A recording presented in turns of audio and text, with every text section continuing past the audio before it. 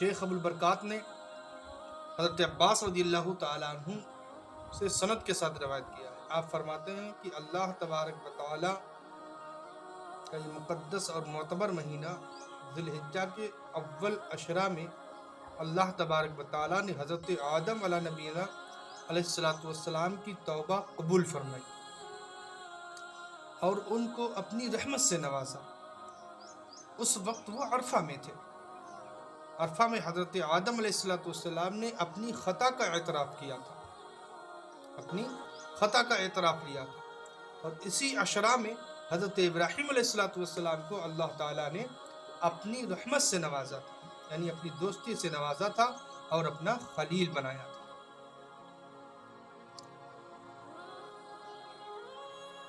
اپنا مال مہمانوں کے لیے، اپنی جان آتش نمرود کے لیے اور اپنے بیٹے اسماعیل کو قربانی کے لیے خدا کی راہ میں پیش کر دیا تھا۔ سبحان اللہ۔ حضرت ابراہیم علیہ السلام کی ذات والا پر کمال توکل ختم ہو گیا۔ اسی عشرہ میں حضرت ابراہیم علیہ السلام نے کعبہ شریف کی بنیاد رکھی، جیسا کہ اللہ تبارک و تعالیٰ ارشاد فرماتا ہے وَيَرْفَعُ إِبْرَاهِيمُ الْقَوَاعِدَ مِنَ الْبَيْتِ وَإِسْمَاعِيلُ۔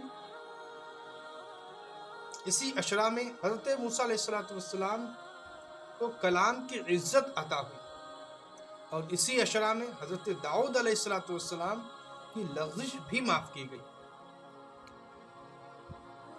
اور یہی وہ عشرہ ہے جس میں لیلۃ المباحات رکھی گئی۔ اور دوسری روایات میں ہے کہ نزول قرآن کی ابتدا اور اسی عشرہ کی 10 تاریخ کی صبح کو ہوئی۔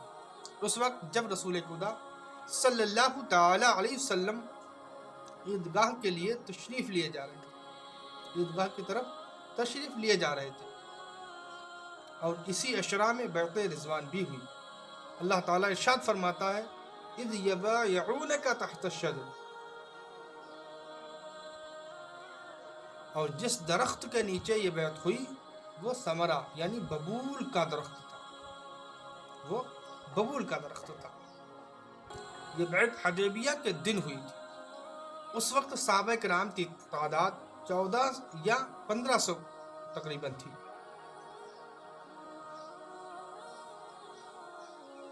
اور اس میں سے سب سے پہلے حضرت ابو سنان اسدی علیہ الرحمہ نے بیعت کے لیے ہاتھ بڑھایا، اور اسی عشرہ میں یوم ترویہ یعنی 8 تاریخ اور یوم عرفہ یعنی 9 تاریخ اور یوم نحر یعنی 10 تاریخ ہے، اور یوم حج اکبر اسی عشرہ میں ہے۔ اور شیخ ابو البرکات نے سند کے ساتھ روایت کیا ہے، حضرت ابو سعید خدری رضی اللہ تعالیٰ عنہ بیان کرتے ہیں کہ رسول اللہ صلی اللہ تعالیٰ علیہ وسلم نے ارشاد فرمایا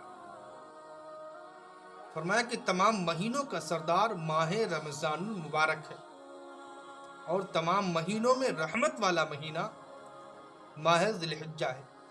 اور شیخ ابو البرکات نے سند کے ساتھ دوسری روایت حضرت جابر رضی اللہ تعالیٰ عنہ سے بیان کیا ہے کہ رسول اللہ صلی اللہ تعالی وسلم نے فرمایا کہ دنیا کے دنوں میں سب سے افضل دن جو ہے وہ ذی الحجہ کے دن ہے، اور وہ ذی الحجہ کے عشرہ اول کے 10 دن ہیں۔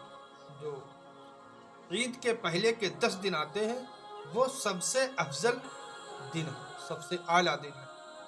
صحابہ کرام نے عرض کیا یا رسول اللہ صلی اللہ علیہ وسلم کیا ان دنوں کے عمل کے برابر راہ خدا میں جہاد کرنا بھی نہیں ہے؟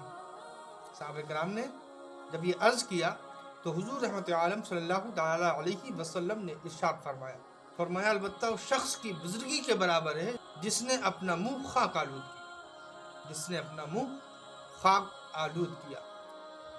تو پتہ چلا، معلوم ہوا کہ ماہ ذی الحجہ کے پہلے عشرہ کی اتنی فضیلت ہے کہ اس عشرہ میں ماہ ذی الحجہ کا جو پہلا عشرہ ہے، جو پہلے 10 دن ہیں، وہ اتنی فضیلت رکھتا ہے کہ اس میں حضرت آدم کی بھی توبہ قبول ہوئی، حضرت ابراہیم علیہ السلام نے کعبہ شریف کی بنیاد بھی اسی عشرے میں رکھی، اور نزول قرآن بھی اسی عشرے میں ہوا، سبحان اللہ سبحان اللہ، اور اس میں بہت ڈھیر و سارا ثواب ہے اس میں، یہ عظمت والا اور بہت ہی رحمتوں والا عشرہ ہے، سبحان اللہ۔ تو یہ عشرہ ہم کو روزوں کے ذریعے سے گزارنا چاہیے اور نیک اعمال کے ذریعے سے گزارنا چاہیے، راتوں کو عبادت کر کے اس عشرے کو گزارنا چاہیے۔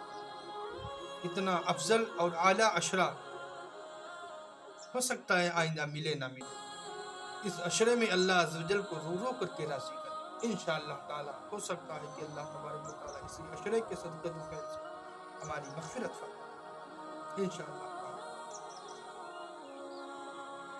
حضرت ابراہیم کے خلیل اللہ کے صدقے و فیض سے، حضرت آدم علیہ نبینا علیہ السلام کے صدقت و فیض سے، اور ہمارے نبی پاک صلی اللہ علیہ وسلم کے صدقت و فیض سے تمام مومنین کے گناہ صغیرہ اور گناہ کبیرہ، چھوٹے گناہوں یا بڑے گناہوں، تمام گناہوں کو اللہ تبارک و تعالی معاف فرمائے، آمین بجائے سید النبیین صلی اللہ تعالی وسلم۔ السلام علیکم یا رسول اللہ صلی اللہ تعالی وسلم۔ السلام علیکم ورحمۃ اللہ۔